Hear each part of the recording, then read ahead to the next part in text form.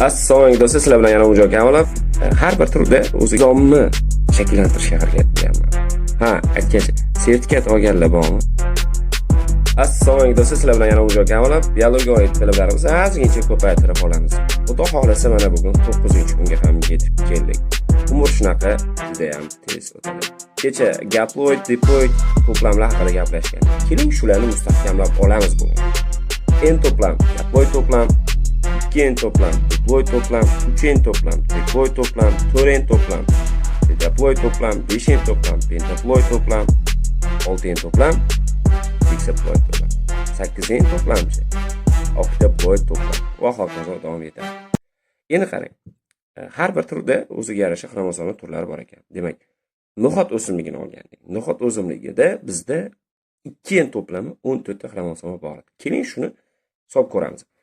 En to'plam no'xat o'simligida, ya'ni en to'plam deydi yoki gaploid to'plam deb so'raydi.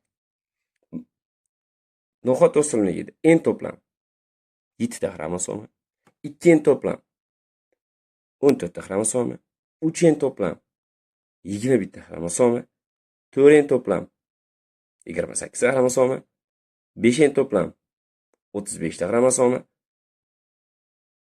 6 to'plam 42 ta xromosoma, oktaploid 8 to'plam esa bu o'zingiz topadigan.